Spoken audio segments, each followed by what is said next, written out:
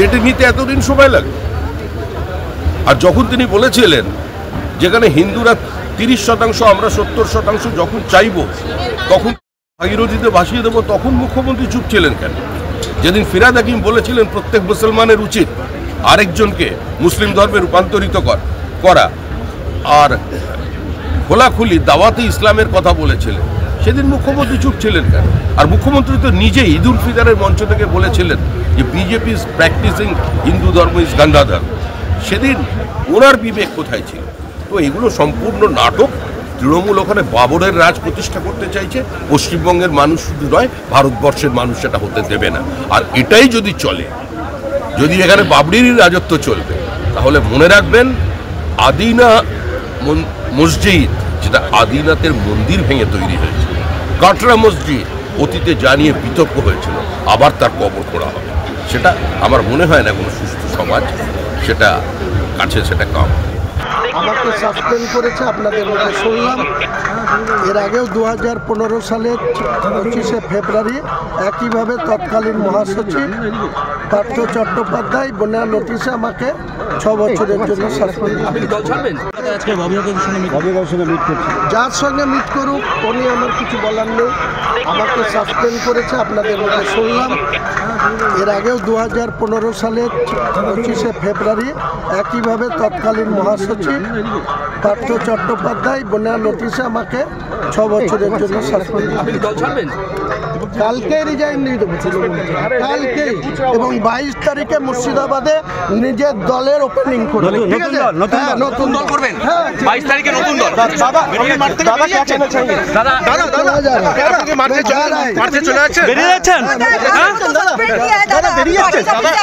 नया पार्टी बनाएगी 22 दिसंबर मुर्शिदाबाद में। गोटा राज्य में 135 सीट में मैं उम्मीदवार खड़ा करेगी, समझे? इनको खिलाफ भी लड़ेगी, बीजेपी को खिलाफ भी मैं लड़ेंगे। जो करना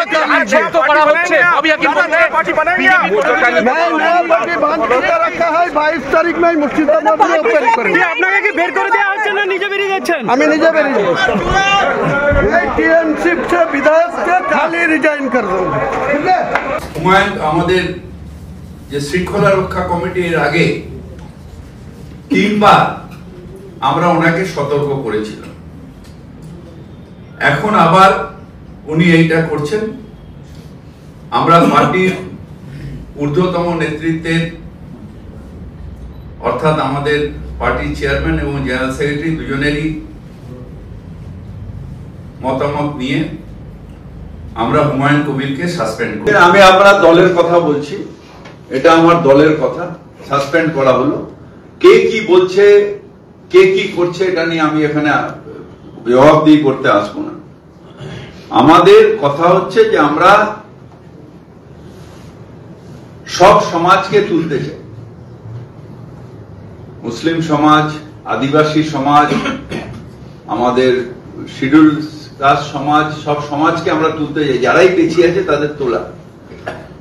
আমাদের এই ডিভিশনাল পলিটিক্সে নয়, আমরা আরো বেশি শিক্ষায় সমাজকে ওঠাতে চাই, আরো বেশি করে তুলতে চাই। কেউ যদি, আমি আরবার বলছি তো, কেউ যদি ধর্মস্থান তৈরি করতে চান আমাদের কোনো আপত্তি নেই, কিন্তু এই যে কমিউনালিজমটাকে মাঝখানে নিয়ে আসছে, 6 তারিখ 6 ডিসেম্বর বাবরি মসজিদ, আবার একজন বলছেন ওখানে কি মহারাজ আছে, উনি আবার ওখানে বলছেন কোথায় রাম মন্দির তৈরি করবে। এই হবে বাংলায়? যখন মমতা ব্যানার্জি বাংলাকে এগিয়ে নিয়ে যাচ্ছেন উন্নয়নের জন্য, ডেটে নিতে এতদিন সময় লাগে। আর যখন তিনি বলেছিলেন যেখানে হিন্দুরা 30% আমরা 70% যখন চাইব তখন ভাগীরথীতে ভাসিয়ে দেবো, তখন মুখ্যমন্ত্রী চুপ ছিলেন কেন? যেদিন ফিরহাদ হাকিম বলেছিলেন প্রত্যেক মুসলমানের উচিত আরেকজনকে মুসলিম ধর্মে রূপান্তরিত করা আর খোলাখুলি দাওয়াতে ইসলামের কথা বলেছিলেন, সেদিন মুখ্যমন্ত্রী চুপ ছিলেন কেন? আর মুখ্যমন্ত্রী তো নিজে ঈদ উল ফিতরের মঞ্চ থেকে বলেছিলেন যে বিজেপি ইজ প্র্যাকটিসিং হিন্দু ধর্ম ইজ গান্ধাধর্ম। সেদিন ওনার বিবেক কোথায় ছিল? তো এগুলো সম্পূর্ণ নাটক। তৃণমূল ওখানে বাবরের রাজ প্রতিষ্ঠা করতে চাইছে। পশ্চিমবঙ্গের মানুষ শুধু নয়, ভারতবর্ষের মানুষ সেটা হতে দেবে না। আর এটাই যদি চলে, যদি এখানে বাবরিরই রাজত্ব চলবে, তাহলে মনে রাখবেন আদিনা মসজিদ যেটা আদিনাথের মন্দির ভেঙে তৈরি হয়েছিল, কাটরা মসজিদ অতীতে জানিয়ে বিতর্ক হয়েছিল, আবার তার কবর করা হবে, সেটা আমার মনে হয় না কোনো সুস্থ সমাজ সেটা কাছে সেটা কাম। আমাকে সাসপেন্ড করেছে আপনাদের মুখে শুনলাম। এর আগেও 2015 সালের 25শে ফেব্রুয়ারি একইভাবে তৎকালীন মহাসচিব পার্থ চট্টোপাধ্যায় বিনা নোটিশে আমাকে 6 বছরের জন্য সাসপেন্ড যার সঙ্গে মিট করুক উনি আমার কিছু বলার নেই। আমাকে সাসপেন্ড করেছে আপনাদের মুখে শুনলাম। এর আগেও 2015 সালের 25শে ফেব্রুয়ারি একইভাবে তৎকালীন মহাসচিব পার্থ চট্টোপাধ্যায় বিনা নোটিশে আমাকে 6 বছরের জন্য সাসপেন্ড। কালকে রিজাইন দিয়ে দেবো, কালকে, এবং 22 তারিখে মুর্শিদাবাদে নিজের দলের ওপেনিং করবেন। নতুন দল করবেন 22 তারিখে, নতুন দল।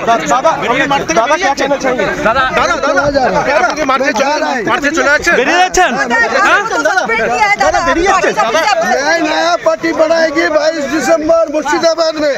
गोटा राज्य में 135 सीट में मैं उम्मीदवार खड़ा करेंगे, समझे? इनको खिलाफ भी लड़ेगी, बीजेपी को खिलाफ भी मैं लड़ेंगे। जो करना कर लीजिए। मैं नया पार्टी बांध के रखा है, 22 तारीख में मुर्शिदाबाद में ओपन करेंगे।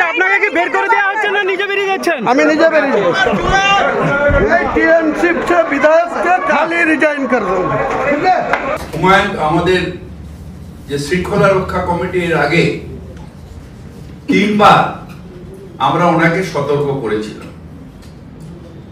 এখন আবার উনি এইটা করছেন। আমরা পার্টির ঊর্ধ্বতম নেতৃত্বের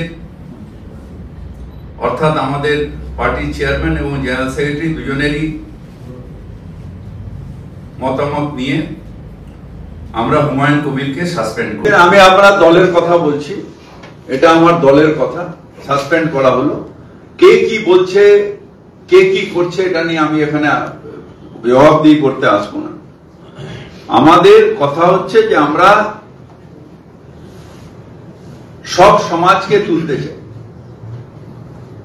মুসলিম সমাজ, আদিবাসী সমাজ, আমাদের শিডিউল কাস্ট সমাজ, সব সমাজকে আমরা তুলতে চাই। যারাই পিছিয়ে আছে তাদের তোলা। আমাদের এই ডিভিশনাল পলিটিক্সে নয়, আমরা আরো বেশি শিক্ষায় সমাজকে ওঠাতে চাই, আরো বেশি করে তুলতে চাই। কেউ যদি, আমি আরবার বলছি তো, কেউ যদি ধর্মস্থান তৈরি করতে চান আমাদের কোনো আপত্তি নেই, কিন্তু এই যে কমিউনালিজমটাকে মাঝখানে নিয়ে আসছে, 6 তারিখ 6 ডিসেম্বর বাবরি মসজিদ, আবার একজন বলছেন ওখানে কি মহারাজ আছে, উনি আবার ওখানে বলছেন কোথায় রাম মন্দির তৈরি করবে। এই হবে বাংলায়? যখন মমতা ব্যানার্জি বাংলাকে এগিয়ে নিয়ে যাচ্ছেন উন্নয়নের জন্য,